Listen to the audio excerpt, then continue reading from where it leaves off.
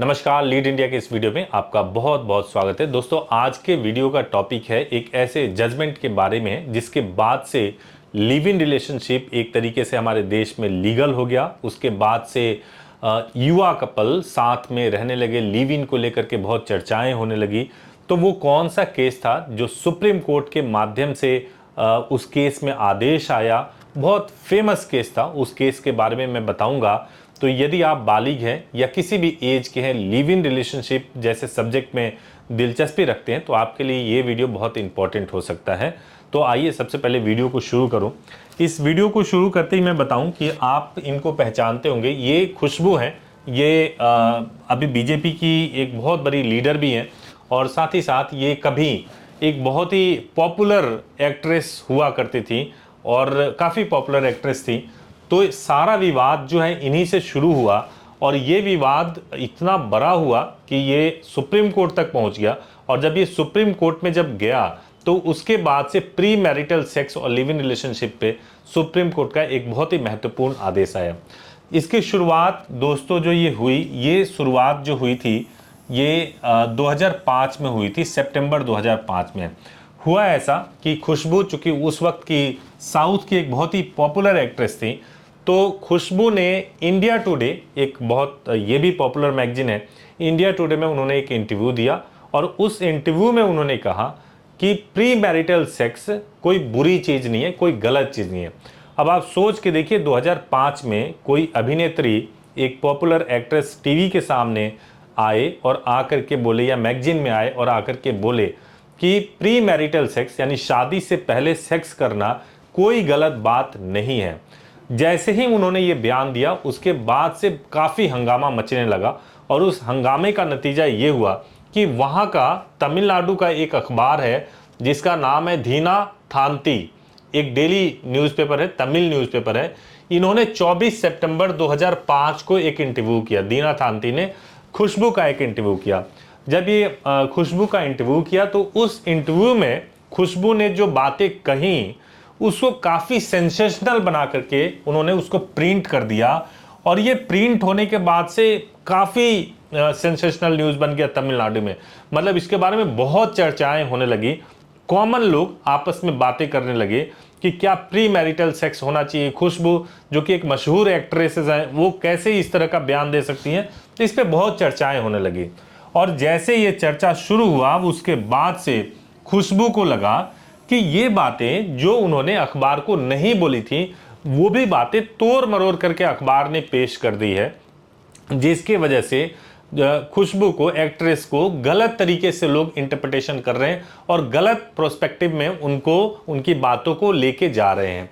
और इन सब से परेशान होकर के 2 अक्टूबर 2005 को खुशबू ने जो दिनथांती के एडिटर थे उनको लीगल नोटिस भेज दिया। जैसे ही लीगल नोटिस भेजा उसके बाद से ये पूरी तरह से एक लीगल कार्रवाई शुरू हो गई। और जब लीगल कार्रवाई शुरू हुई तो जैसे ये आप नोटिस आया उसके बाद से खुशबू के खिलाफ 23 क्रिमिनल कंप्लेंट हो गए। 23 क्रिमिनल कंप्लेंट हो गए और अलग अलग पुलिस थाने में ये कंप्लेंट हो गए। और ये जो कंप्लेंट हुए 499 आईपीसी का सेक्शन है, 500 और 505, ये जो आईपीसी के सेक्शन है ये डेफेमेशन यानी मानहानि के लिए होते हैं।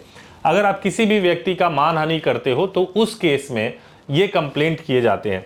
तो 499, 500, 505 आईपीसी के अंतर्गत केस हुआ और 23 थानों में हो गया, अलग अलग जगहों पे हो गया। जैसे ही केस हुआ उसके बाद से आप सीआरपीसी का एक सेक्शन है 482, मैं आपको यहाँ से बता दूँ, सीआरपीसी का सेक्शन है 482। सीआरपीसी के सेक्शन 482 के तहत इस केस को जो खुशबू के वकील थे वो हाई कोर्ट लेकर के गए और वहाँ पे जाकर के मांग किया कि जितने भी ये मुकदमे रजिस्टर्ड किए गए हैं, जो 23 ये क्रिमिनल कंप्लेंट किए गए हैं, वो सभी के सभी गलत है, इसको क्वैश कर दिया जाए, रद्द कर दिया जाए।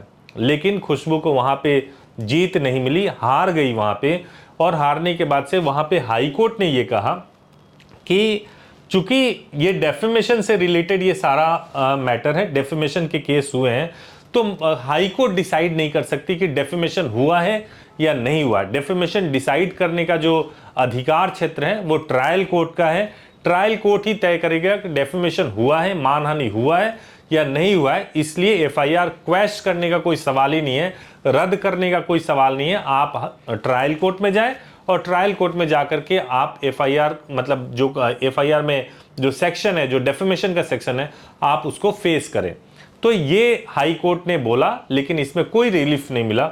उसके बाद से ये जो मैटर है वो सुप्रीम कोर्ट में गया, और सुप्रीम कोर्ट में आप जानते हैं कि किसी भी मैटर को लेके जाने के लिए स्पेशल लीव पिटीशन फाइल करना पड़ता है। जब ये मैटर सुप्रीम कोर्ट में गया तो सुप्रीम कोर्ट ने इस मैटर को सुना, और सुप्रीम कोर्ट ने अपना एक बहुत ही महत्वपूर्ण फैसला सुनाया। और इसी फैसले के लिए मैं आपको इस केस के बारे में बताने जा रहा हूं। तो सुप्रीम कोर्ट में 5 साल की सुनवाई के बाद से इस पर फैसला आया, और बहुत ही महत्वपूर्ण फैसला आया। जो ये केस था वो खुशबू वर्सेस जो एडिटर थे, उनके एडिटर का नाम कन्नी अमल था, यानी खुशबू वर्सेस कन्नी अमल एंड अदर्स केस था। इस केस में सुप्रीम कोर्ट का फैसला आया, और सुप्रीम कोर्ट ने बहुत ही इंपॉर्टेंट अपना फैसला 28 अप्रैल 2010 को सुनाया, और ये बोला कि Supreme Court held that the living together और pre marital sex is not illegal according to law.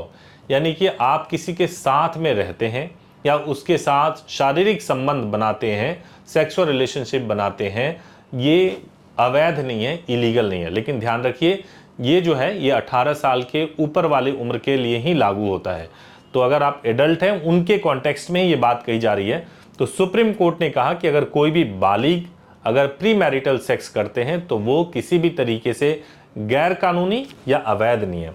दूसरी बात सुप्रीम कोर्ट ने कहा कि the court went on to say that the living together is a right to life. यानी कि Supreme court ने यह भी कहा कि साथ में रहना राइट टू लाइफ है, आर्टिकल 21, जो कि एक फंडामेंटल राइट है।